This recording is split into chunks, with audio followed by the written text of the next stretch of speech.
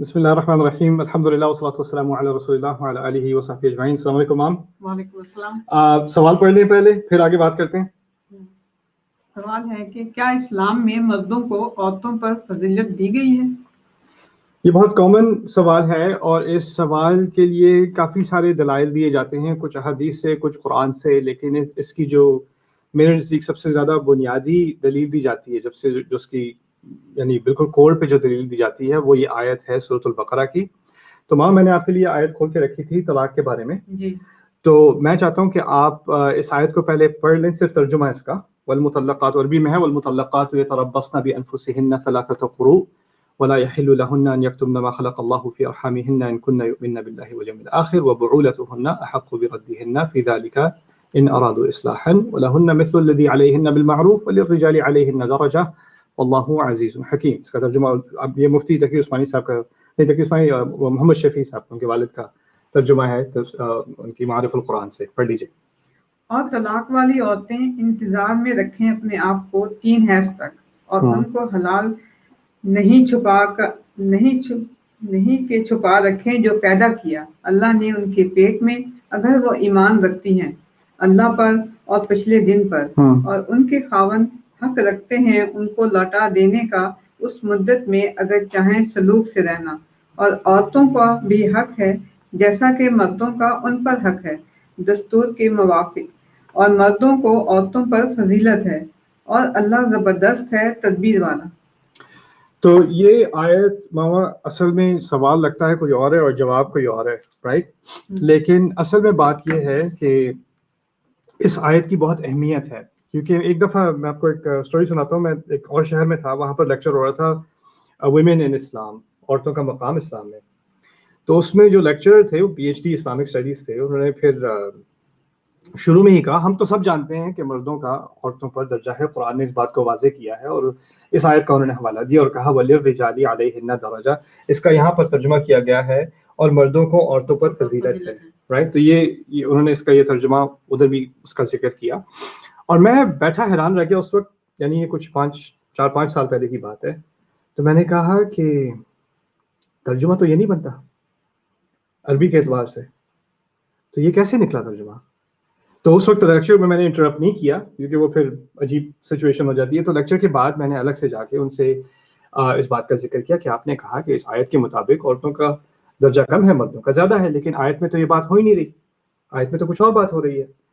تو پھر میں نے ان سے اپنی وجوہات بیان کی اور انہوں نے کہا ہاں بات تو آپ کی ٹھیک ہے لیکن کافیوں کا اوپینین یہ ہے. میں نے کہا مجھے اوپینین سے مطلب کم ہے, جو قرآن کہہ رہا ہے علم کی بنیاد پہ اس سے مطلب زیادہ ہے.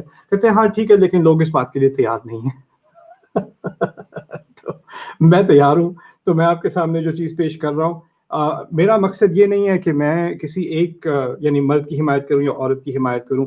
ہر ایک انسان کا مقصد یہ ہے کہ پہلے تو سمجھے وہ کلمۃ اللہ ہی العلیٰ, اللہ کا کلام سب سے اونچا ہے, اور اللہ کے کلام سے کوئی بات اخذ کرنا ٹھیک ہے, کوئی سنسیئرلی اس کو انٹرپریٹ کرنے کی کوشش کرتا ہے, سمجھنے کی کوشش کرتا ہے, اس میں غلطی ہو جاتی ہے کیونکہ انسان ہمیشہ اس میں تو ہمیشہ کوتاہی ہوگی, مجھ میں ہوگی اور کسی میں ہوگی, رائٹ؟ لیکن ہمیں چاہیے کہ زیادہ سے زیادہ ہماری جو لائلٹی ہے, ہماری وفاداری ہے, وہ کلام سے ہو. یعنی کلام جو بات کہہ رہا ہے اس کا سب سے اعلیٰ درجہ ہے, اس کے بعد اور چیزوں کا درجہ ہے. ہم کبھی کیا کرتے ہیں کہ کلام کچھ کہہ رہا ہے لیکن ہم چاہتے ہیں کہ کلام سے کچھ اور معنی نکالے جائیں, تو ہم اپنی رائے کو کلام کے اوپر امپوز کر دیتے ہیں. اللہ تعالیٰ نے فرمایا کلمۃ اللہ ہی العلیٰ, اللہ کا کلام سب سے اونچا ہے, اس کے اوپر میں اپنی رائے نہیں ڈال سکتا, میری رائے اس کے نیچے آئے گی, ٹھیک ہے؟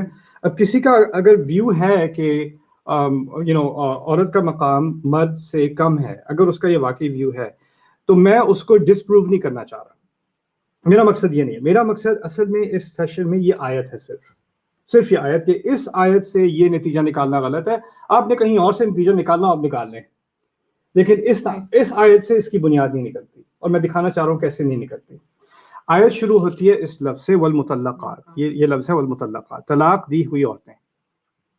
یعنی آیت کا ٹاپک جو ہے وہ عورتیں نہیں ہیں, عورت ذات نہیں ہے, خاص عورتوں کا ایک گروہ ہے. کون سا گروہ؟ جن عورتوں کو جن کی طلاق دی گئی ہے. اچھا آپ نوٹس کریں گے میں نے عربی میں یہ بہت سارے الفاظ کی لسٹ بنائی ہے اسکرین پہ نا, ان تمام الفاظ میں آپ نوٹ کریں گی آخر میں نون ہے. نوٹ کر رہی ہیں؟ کننا یؤمننا بعولتهن بردهن لهن علی, یہ سارے الفاظ اس آیت میں اسی ترتیب میں استعمال ہوئے نون کے ساتھ. یہ ہے, اس کو کہتے ہیں نون النسوہ. اس کا عربی میں لفظ ہے نون, بلکہ نون النسوہ. نون عورتوں کے لیے استعمال کیا جاتا ہے. ٹھیک ہے, تو میں لکھے بغیر میں ترجمہ کرتا ہوں. طلاق دی ہوئی عورتیں وہ اپنے طور پر انتظار کریں خود سے, اور خود کا لفظ بھی ان کے لیے, ان کے لیے, یہاں ان کے لیے کا لفظ ان کے لیے صحیح نہیں ہے کہ وہ چھپائیں اپنے پیٹ میں. اپنے کا لفظ بھی یہاں عورتوں کے لیے. کنہ اگر وہ واقعی ایمان رکھتی ہیں, پھر وہاں ان کے شوہر, ان سے مراد کیا, وہی دوبارہ عورتیں, اور پھر ان کو واپس لینے کا حق, اور ان کے حق اور ان کی ذمہ داریاں. وہ یہ الفاظ جو میں استعمال کر رہا ہوں نا, یہ اسے اردو میں ضمیر کہتے ہیں, عربی میں بھی ضمیر کہتے ہیں, اور ترجمے ہیں اس کے وہ یا ان. رائٹ, یہ لفظ ہم استعمال کر رہے ہیں. اب آپ ایک چھوٹی سی مثال لیں. اگر میں کہوں ایک دفعہ رسول صلی اللہ علیہ وسلم رستے میں گزر رہے تھے, ان سے صحابی نے ملاقات کی, میں ان کا لفظ استعمال کرتا ہوں. کسی کے بھی ذہن میں کیا آئے گا, کس سے ملاقات کی صحابی نے؟ اگر میں کہوں رسول صلی اللہ علیہ وسلم گزر رہے تھے, ان سے صحابی نے ملاقات کی, تو ان کا لفظ کس کے لیے؟ رسول صلی اللہ علیہ وسلم کے لیے. کیونکہ زبان میں, ہر زبان میں یہی ہوتا ہے, پہلے آپ کسی کا ذکر کرتے ہیں, اس کے بعد ضمیر استعمال کرتے ہیں, تو وہ ضمیر جو اسم مذکور ہوتا ہے نا, اس کی طرف واپس جاتی ہے. تو جو ناؤن ہے, وہ پروناؤن جو ہے, وہ ناؤن کی طرف واپس جاتا ہے. تو کہنے کا مقصد یہ ہے کہ یہ جو الفاظ استعمال ہوئے, ہم نے کہا تھا پہلا لفظ عورتیں استعمال نہیں ہوا, جن کو طلاق دی گئی ہے وہ استعمال ہوا ہے. تو یتربصن کا جو نون ہے نا, یہ عورتوں کی طرف نہیں جا رہا, مطلقات کی طرف جا رہا ہے. انفسہن ان کی طرف جا رہا ہے. لہن یہ والا ان کی طرف جا رہا ہے. پھر ارحامہن, میں سارے ڈرا کرتا رہا ہوں ایروز, یہ سارے ادھر ہی جا رہے ہیں مطلقات کی طرف. پھر کنہ بھی, یہاں سے بھی. بات کس کی ہو رہی ہے؟ عورتوں کی نہیں ہو رہی پوری آیت میں, طلاق شدہ عورتوں کی ہو رہی ہے. اور بات میں سمجھا دیتا ہوں کیا ہو رہی ہے تاکہ سب کو سمجھ آ جائے آسانی سے انشاءاللہ. یہ سب مطلقات کی طرف جا رہی ہے بات. کیوں کہا گیا ہے طلاق شدہ عورتوں کے بارے میں بات ہے کہ جب ان کو طلاق دی جائے تو 3 حیض انہوں نے اپنے ساتھ اکیلے رہنا ہے. تو بات اور تمام عورتوں کو رہنا ہے کہ صرف ان عورتوں کو رہنا ہے؟ صرف عورتوں کو رہنا ہے. پھر کہا ہے کہ بِأَنفُسِهِنَّ ثَلَاثَةُ قُرُوء, پھر ان کے لیے حلال نہیں ہے کہ اگر پریگننسی ہے تو اس کو چھپائیں. کس کی بات ہو رہی ہے؟ تمام عورتوں کی پریگننسی کی بات ہو رہی ہے کہ طلاق شدہ عورتوں کی؟ طلاق شدہ عورتوں کی پریگننسی کی بات ہو رہی ہے.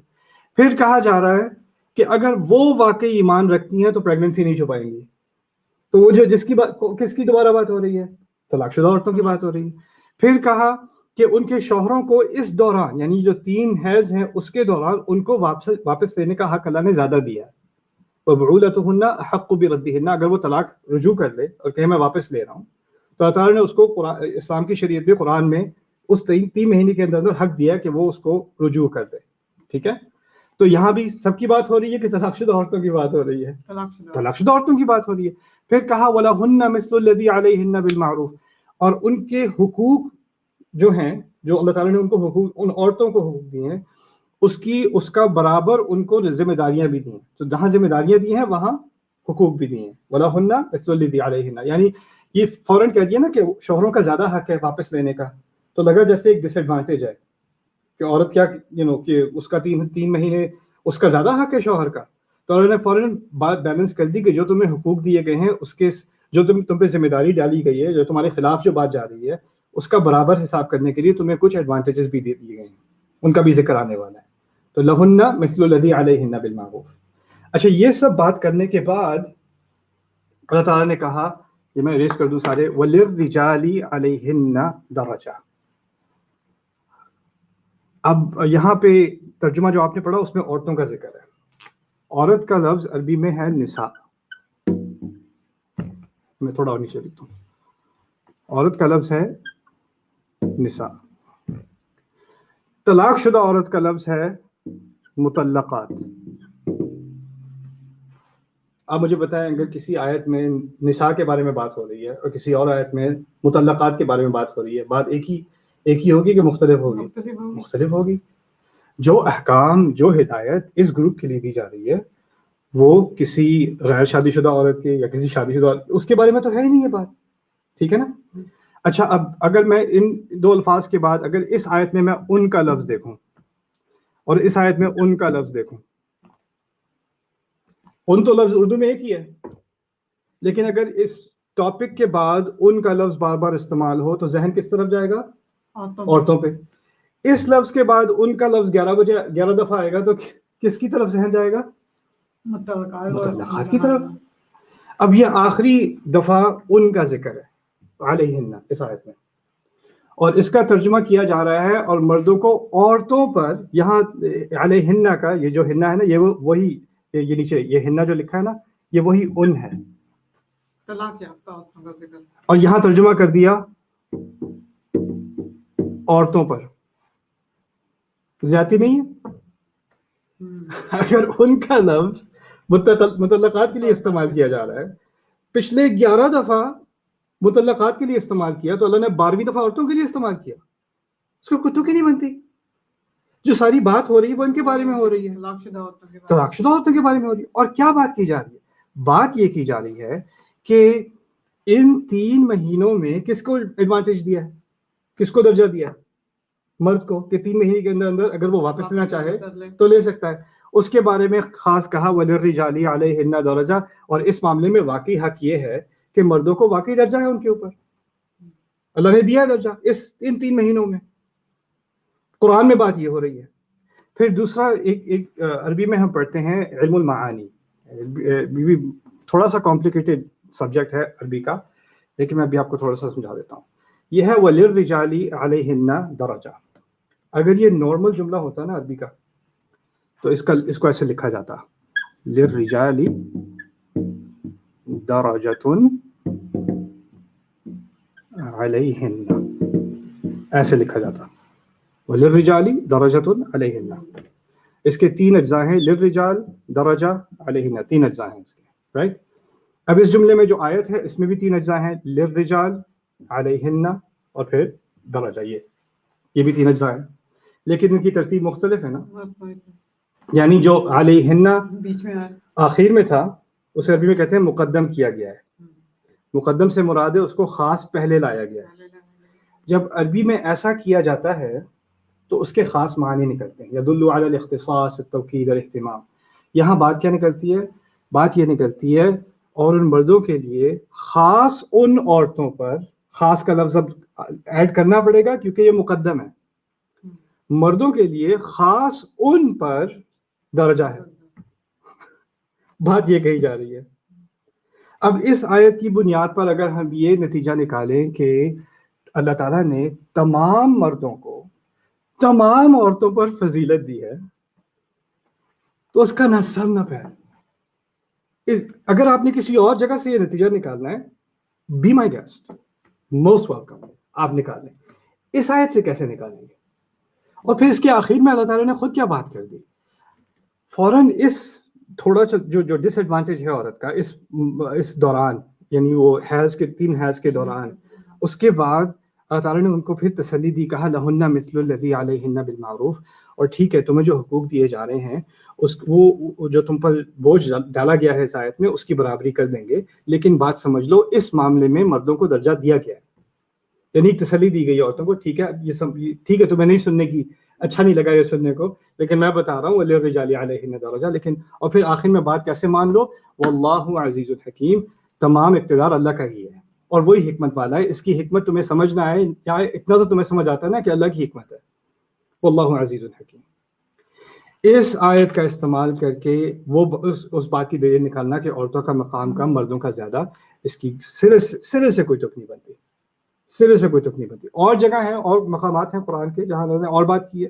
الرجال قوامون علی النساء، اس پہ میں نے انگلش میں کئی تفصیلی لیکچر دیے ہیں عربی کے اعتبار سے اور تفسیر کے اعتبار سے، وہ بھی انشاءاللہ کبھی ذکر کریں گے.